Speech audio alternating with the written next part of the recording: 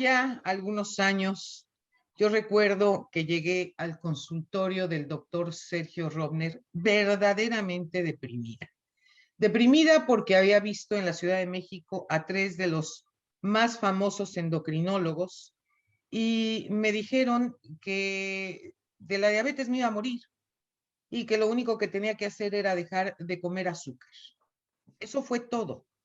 La verdad es que adicionalmente de la diabetes, del diagnóstico de diabetes que me habían dado, tenía un problema de tiroides importante porque yo cuidaba lo que comía, no me atascaba de porquerías, de comida chatarra, pero yo llegué con el doctor Robner con 12 kilos de más de mi peso.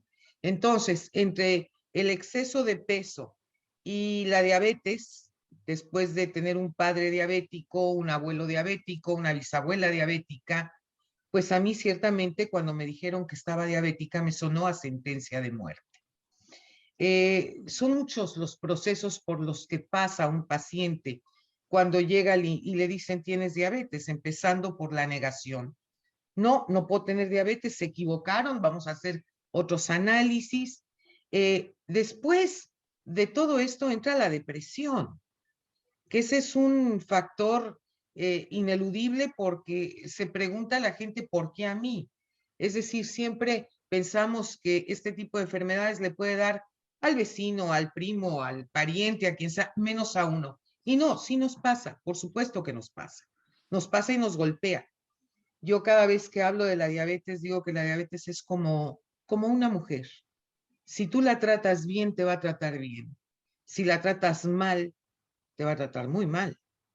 De tal suerte que en ese proceso de la diabetes, de llegar y entender lo que era la enfermedad más a fondo, no nada más en tercera persona a través de mi padre o de mi abuelo, era un volver a conocer a fondo lo que era esta enfermedad y los cuidados que debía de tener, porque otra de las cosas que solemos hacer los pacientes con diabetes, pues es hacernos trampas.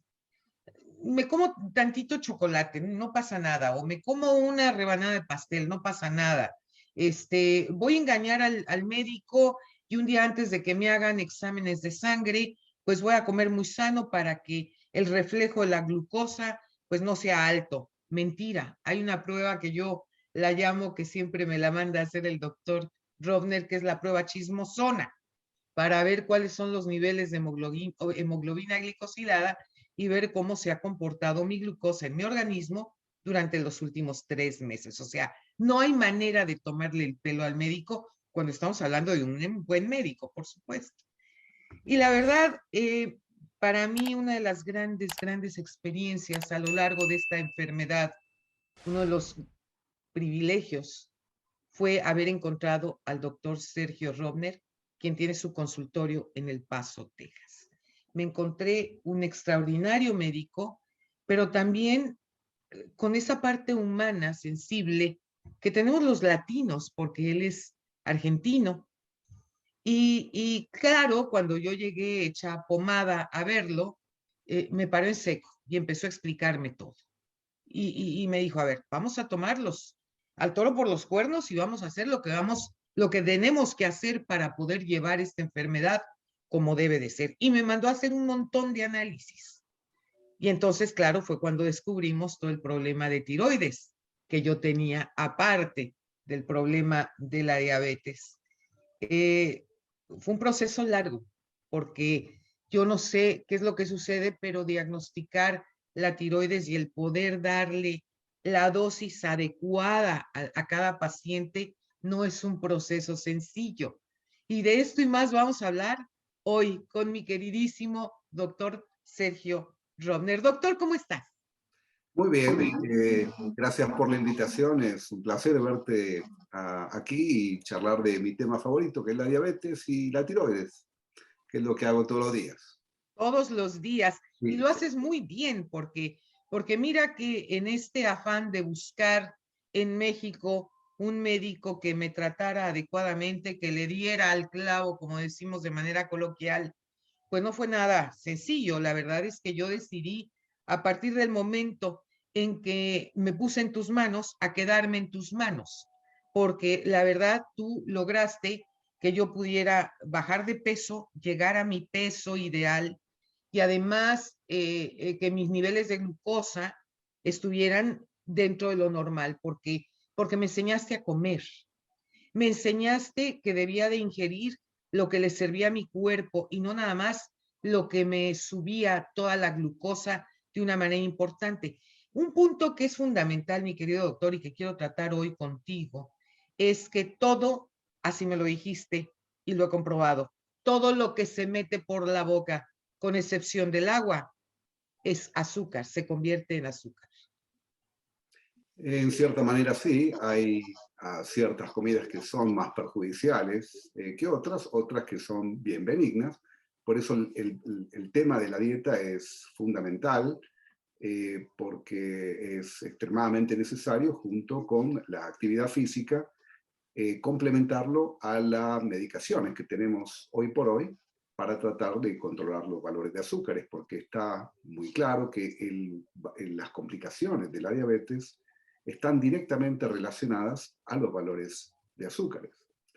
Entonces, el que la gente haga su parte en cuanto a dieta y ejercicio es fundamental. No solamente es cuestión de dar una medicación acá, una insulina acá, es cuestión de modificar la actitud que el paciente tiene, porque el único responsable del manejo de la enfermedad es el individuo. Yo estoy acá como médico dando una guía de qué es lo que uno debería hacer, pero al fin y al cabo, el responsable último sobre el manejo de la enfermedad es el que tiene su propia diabetes. Así es.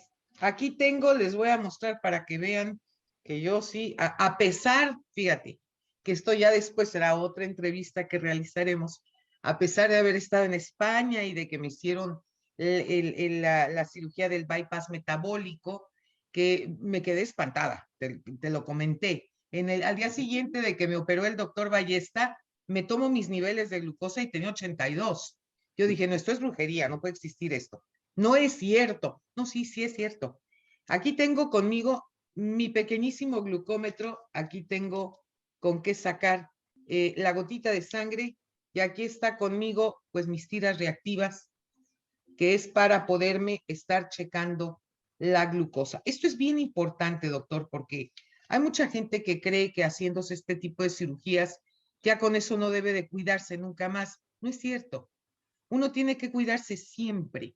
Fíjate que cuando tú me dijiste que era lo que yo debía de comer, que nunca lo tomé como una dieta, porque psicológicamente cuando tú le dices a alguien, tienes que hacer una dieta, suele la gente abandonarlo. Yo creo que el hablar de un nuevo modo de vida es fundamental. Es entender qué es lo que te sirve y entender qué es lo que te hace daño. Entender qué te alimenta y entender qué es lo que te revienta. De tal suerte que aprendí, gracias a ti, a cómo cuidarme y qué tenía que hacer y qué no debía de hacer. Y una de las cosas que yo recuerdo con toda precisión es que para los pacientes de diabetes, algo que es casi, casi como si nos comiéramos un pastel completo, son los corajes, doctor. ¿Por qué? Y porque los corajes están asociados a una serie de cambios hormonales, entre ellos secreción de catecolaminas, epinefrina, que tiene un efecto directo e indirecto en producir glucosa a nivel del hígado, también a nivel renal, de los riñones, y tiene mucho que ver con el valor de azúcares. Obviamente, cuando uno hace distintos corajes, tiende en los azúcares a subir. Por supuesto, hay una asociación muy clara entre diabetes y depresión también tiene un efecto en los azúcares en sí. Hay menor actividad física también, hay una disminución de la actividad metabólica y eso también contribuye a la elevación de azúcares. ¿Qué ha pasado ahora con la pandemia, doctor, con todos tus pacientes? Porque ahora que mencionas el tema de la depresión, pues todos, de nivel arriba o muy abajo, muy en medio, pero todos hemos caído en una depresión porque ciertamente estuvimos hablando de tú con la muerte. Es decir, nos enteramos cómo empezaban a morir fulana y sutano y mengano y el entorno y familiares y entonces te entra esa angustia de decir, ¿cuándo me va a tocar a mí? Ujú. Porque hay gente que incluso cuidándose muchísimo, llegaron a fallecer. Gente sana, gente que hace ejercicio, gente que no comía porquerías, gente que no fumaba, que no tomaba alcohol, y esa gente murió. Sí, lo he visto muy de cerca. Eso lo he visto en muchos pacientes, pero también lo vi en familiares y amigos. Fue muy lamentable. Claro que fueron distintas etapas en la pandemia, la etapa de estar totalmente recluido, la parte inicial, y después cuando se fue abriendo un poco más. Pero en general la gente modificó su actividad física, modificó su dieta, se descuidó en cierta manera y Muchísimo. lamentablemente eso repercutió en los valores de azúcares, en valores de presión, valores de triglicéridos, que son todas cosas que van de la mano una con otra.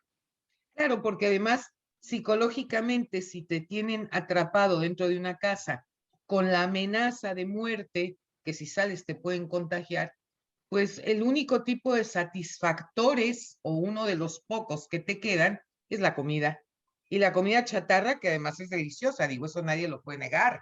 Desde luego que sí, una buena hamburguesa, las papas fritas, los, qué sé yo, los Doritos, todo eso, el helado, etcétera.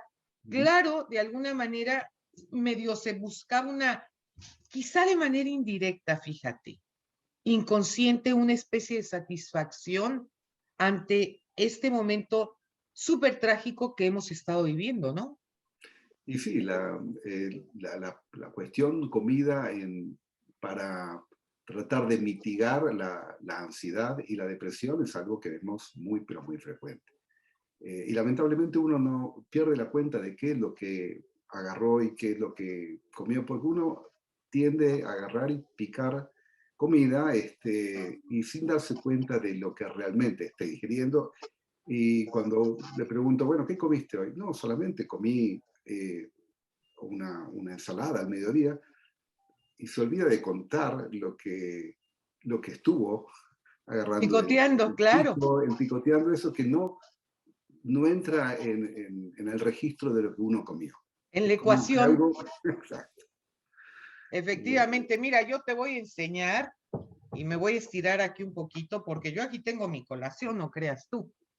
Aquí tengo conmigo, mira, te voy a mostrar, nueces. Nueces, muy bien. Eso es lo que yo de repente si tengo la ansiedad de comer algo, me como 2, 3 pedacitos de nuez y ya con eso se acaba la ansiedad, ¿no? La Ujú, ansiedad de tener algo en la boca, de comer algo, pero es algo que no me va a hacer daño porque además está lleno de omegas y es ujú. algo que me va a nutrir, que me va a ayudar. Aquí tengo, por ejemplo, te presento mi taza con mi té que tomo todo el santo día, mi Earl Grey Tea, tomo también mi agua de coco para estar hidratada todo el santo día.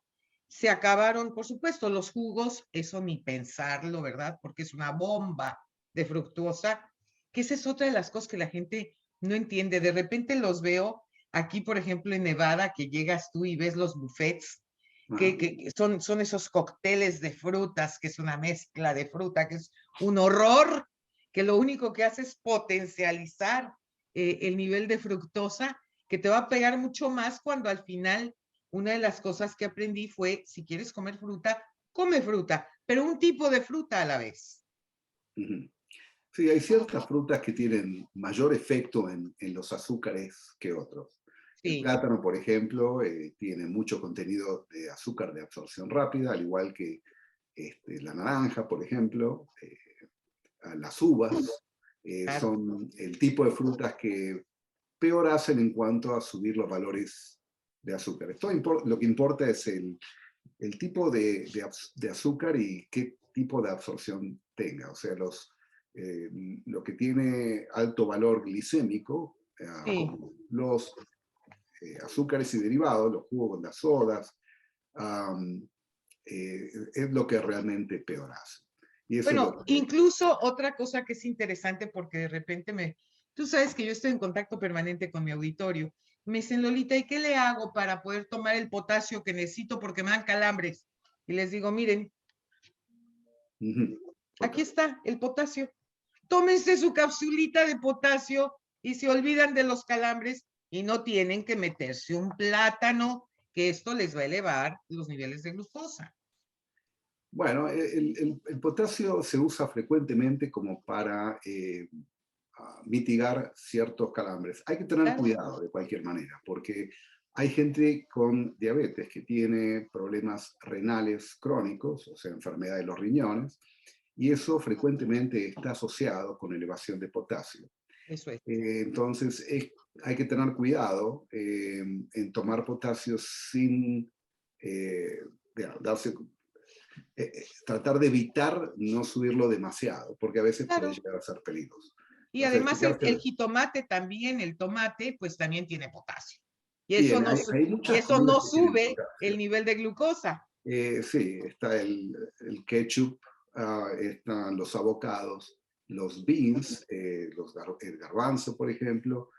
No solamente es el plátano o banana lo que tiene, sino otros alimentos también que tienen mucho potasio. Pero para los calambres funciona muy bien frecuentemente los suplementos de magnesio, Mira, más que de potasio. Tiene muy buen efecto el óxido de magnesio en 200 o 400 miligramos oral, una vez a la noche, para los que tienen calambres nocturnos, a veces funcionan bastante bien. excelente, doctor. Oye, otra de las cosas que pasa en los pacientes con diabetes es la resequedad de la piel. Qué manera de resecarse la piel, pero la piel de todo el cuerpo, ¿eh? No nada más la piel de la cara, porque pues esa siempre se la cuida uno. Todo el cuerpo se te reseca la piel de una manera impresionante. ¿Por qué pasa eso, doctor? Bueno, encima vos estás en Las Vegas y yo estoy en El Paso. Estos lugares Estamos en no un desierto, contribuyen. los dos. Estamos en un desierto, o sea, Claro, la humedad acá escasea. no Eh, hay. entonces también potencia este problema de la resequedad de la piel. Sí, La diabetes afecta un montón de órganos y sistemas, no solamente afecta el corazón y los riñones, o los ojos o el cerebro, afecta todo, incluyendo la piel. Y también hay una patología de complicación de diabetes, que es dermopatía diabética también, que tiene estos cambios en la piel, incluyendo la resequedad de la piel. eso es. Otra de las cosas, se anuncia mucho aquí en Estados Unidos, doctor, lo que tiene lo que le llaman la culebrilla. Ajá. Que si tú tuviste en un momento dado varicela, me parece, ya tienes el virus de la culebrilla y que duele horriblemente. Y yo he escuchado en muchos pacientes diabéticos que han pasado por esta experiencia. Yo afortunadamente, gracias a Dios, no, pero dicen que es dolorosísimo eso. Es verdad, es un virus, es el herpes varicela zoster, Eso es. que también en mi país, Argentina, se le llama la culebrilla. Es muy doloroso, se manifiesta con un rash, una erupción que es vesicular, o sea, con un poquito de líquido como ampollitas, y Ya. lo característico es que es unilateral, afecta solamente una parte del cuerpo, en general no te afecta las dos, porque está asociado con infección de distintos dermatomas nerviosos y sigue la dirección donde el nervio va. Este tipo de enfermedad, que es más común cuando uno va envejeciendo, tiene predilección por aquellos que tienen inmunosupresión. Y hay cierto grado de inmunosupresión en personas diabéticas también, por eso hay cierta predisposición también. Pero para prevenir eso es importante darse la vacuna. Y la De vacuna plano. funciona muy bien. La vacuna se llama Shingrix, es la más nueva, la que tiene mejor eficacia en prevenir eh, los casos de, acá se llama shingles, ¿no? Pero es la culebrilla. Shingles. Ujú. Ajá. Y son 2 dosis que se deben dar con 3 meses de diferencia uno de otro. Pero es altamente recomendado dárselo después de los 60 años. Está aprobado después de los 50 años. pero en general la cobertura médica lo hace a partir de los 60 años. ¿Qué tipo de reacción se tiene cuando se pone esa vacuna? No sé, ¿te da fiebre? ¿Te sientes No, puede mal? doler un poquito la reacción local donde se inyecta, pero en general se tolera bastante bien. No hay muchos problemas en cuanto a tolerancia a la vacuna en sí. Fíjate que estaba platicando con el doctor Papadopoulos y me decía que él vino a Estados Unidos, mi cirujano plástico, a ponerse la cuarta inyección, la cuarta vacuna contra el coronavirus. Y le digo, ¿cómo cuarta? Me dice, sí, claro, porque los médicos que estamos en contacto permanente, que estamos en hospitales y tal, estamos tremendamente expuestos. ¿Tú ya te pusiste la cuarta dosis? No, yo tengo la tercera, todavía no está formalmente recomendada la cuarta que va a venir, es cuestión de tiempo hasta que se dé el segundo booster. Sí. Y hoy por hoy cambiaron también las recomendaciones de vacunación de la primera y segunda dosis de la vacuna. En lugar de ser 3 semanas de diferencia entre una y otra, como siempre fue, el CDC recomienda ahora que pasen por lo menos 8 semanas entre una y otra. Ok. 8 semanas. Entre la primera y segunda. Cualquier marca de vacuna, doctor, porque han habido cualquier cantidad de comentarios que llegan y te dicen, no, que la Pfizer provoca coágulos, no, que la Johnson y Johnson también. Y entonces, claro, eso confunde mucho a las personas que tenemos que ir a vacunarnos, ¿no? Claro que sí, confunde porque hay un montón de información y alguna más valiosa que otra en lo que uno encuentra en Internet. Que hay efectos adversos de vacunas, existen efectos adversos de vacunas, se ha visto con las distintas que hay. Mi preferencia hoy por hoy es la Pfizer y la de Moderna. Perfecto. Y todo esto te lo pregunto porque ciertamente cuando iniciaron el proceso de vacunación, decían que los primeros que tienen que vacunarse son aquellos que tienen problemas cardíacos o que tienen problemas con diabetes. Y entonces, hay mucha gente, doctor, que se niega, gente diabética, que se niega a ponerse la vacuna. ¿Por qué? Hay un montón de respuestas distintas que escucho de mis pacientes. Obviamente, cada vez que veo a un paciente en la oficina, la pregunta que cae de maduro es, ¿está vacunado o no está vacunado? Claro. Y las personas que no se han vacunado tienen un montón de distintos motivos por el cual no lo han hecho. Es temor a efectos adversos, por temor a una conspiración, temor a No es cierto, de verdad. si vos ponés en internet vacunación, depende dónde la información que vas a recabar, qué tipo de información vas a tener. Pero la cantidad de información que aparece sobre los efectos adversos de vacunas es mucha. No digo que no los haya, pero cuando uno pone en una balanza los posibles riesgos Pros y contras, comparados claro. con los beneficios, pues por mucho superan los beneficios. ¿Sí? No, mira, si a mí me dijeran, te van a poner un microchip en el brazo, bueno, vamos a suponer sin conceder que eso sucediera. Vamos a suponer. Pues yo prefiero que me pongan un microchip en el brazo a morirme por el virus Delta, por ejemplo, ¿no? Correcto. Que no hay duda que hay un gran beneficio de la vacunación, se ha visto en los países más desarrollados donde se vacunó más, pues el beneficio comparado con los otros países que no tienen tanta vacunación en cuanto a morbidad y mortalidad fue muy superior. O sea, no hay duda que la vacunación es positiva, aunque tiene obviamente ciertos riesgos a veces, pero en definitiva el beneficio supera por mucho ese pequeño riesgo.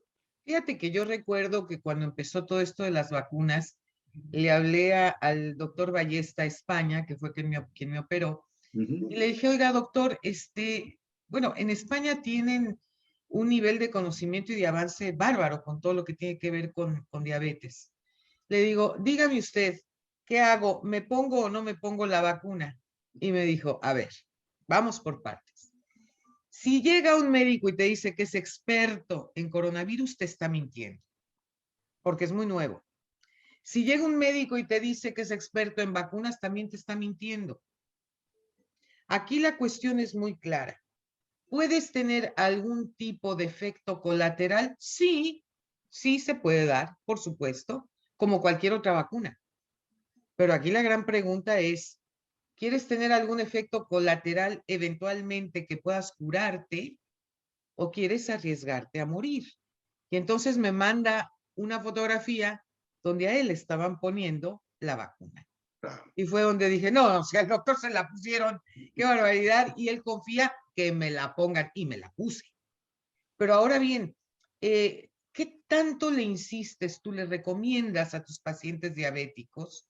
Y fíjate que lo digo con todo el peso de mis palabras, diabéticos, porque dicen, ¿por qué estás estigmatizando y les dices diabéticos? Pues porque son diabéticos. O sea, ¿cómo les voy a llamar? Por Dios. Pues hay que decirles cómo es la enfermedad y lo que padecen esta enfermedad. No lo hago a manera de estigma, ni mucho menos. No, a Simple mí y me dicen que sencillamente. soy argentino, soy argentino. Y Bueno, bueno, si tengo diabetes. exacto.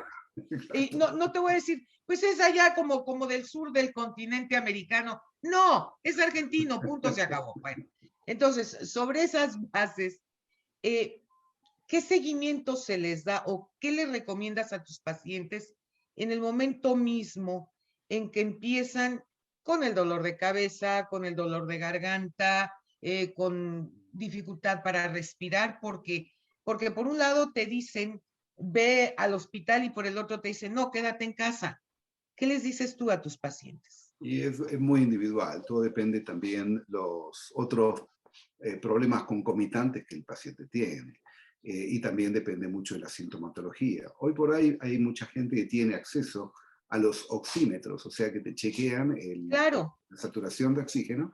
Y el eso es muy, aparatito que muy, pones en tu dedo. exactamente. Y eso es muy útil porque si la oxigenación baja por debajo de 90 en cualquier persona, pues a la emergencia para evaluación, hacer radiografía y probablemente suplemento de oxigenación. Eh, Hoy por hoy hay las recomendaciones, obviamente, el aislamiento, hasta que se confirme o se descarte la presencia o no del coronavirus. Um, Hay un montón de información que aparece sobre el beneficio quizás de suplementos de zinc, de vitamina D, suplementos de omega 3.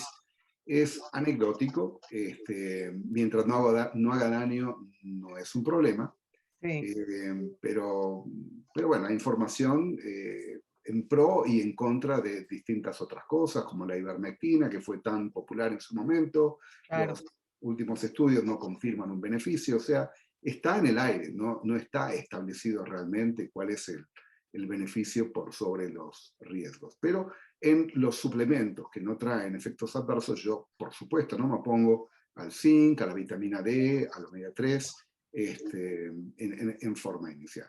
Eso es.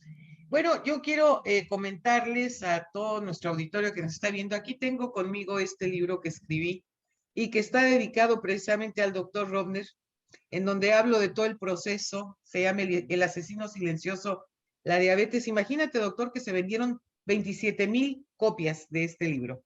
Ah, sí. Impresionante, la verdad.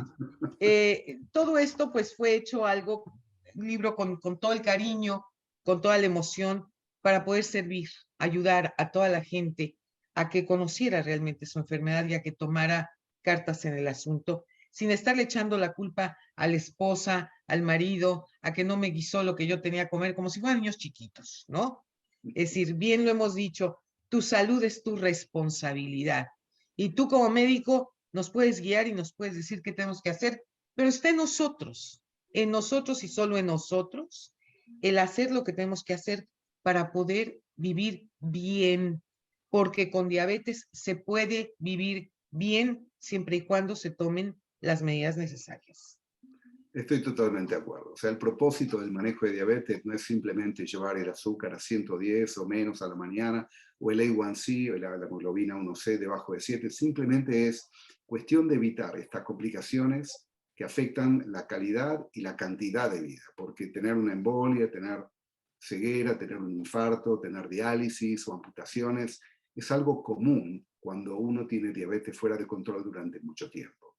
Entonces, la idea es prevenir ese tipo de complicaciones, que es el motivo principal por el cual manejamos la diabetes. Y realmente aprecio que hagas esta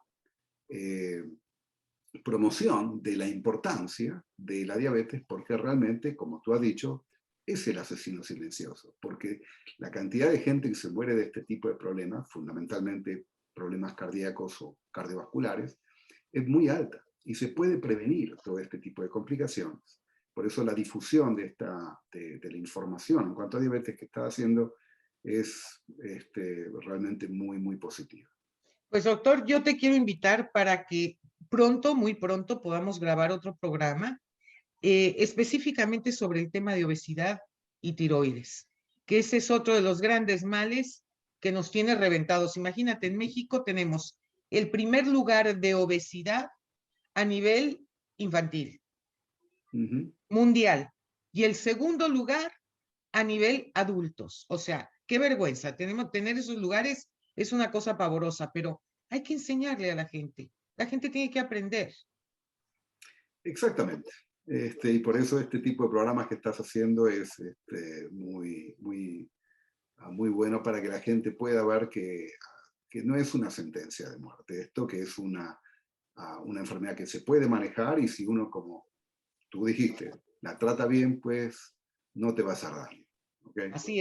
Así es, efectivamente, doctor, te mando un abrazo con todo mi cariño pronto, muy pronto, tan pronto como me sea posible, te juro que te voy a ir a visitar para que me des una chicadita. Afortunadamente mis niveles de glucosa, como estoy muy bien portada desde siempre, aprendí a cuidarme, a pesar de haber pasado por este bypass metabólico, seguí actuando de la misma manera y cuidándome de la misma manera. Entonces, mis niveles de glucosa están perfectos, pero de todos modos me va a dar mucho gusto ir allá al Paso para que me cheques y sobre todo para darte un abrazo y ponernos al día, doctor. Bueno, con muchísimo gusto, así nos ponemos al día. Claro que sí. No se pierdan nuestro próximo programa aquí entre nos.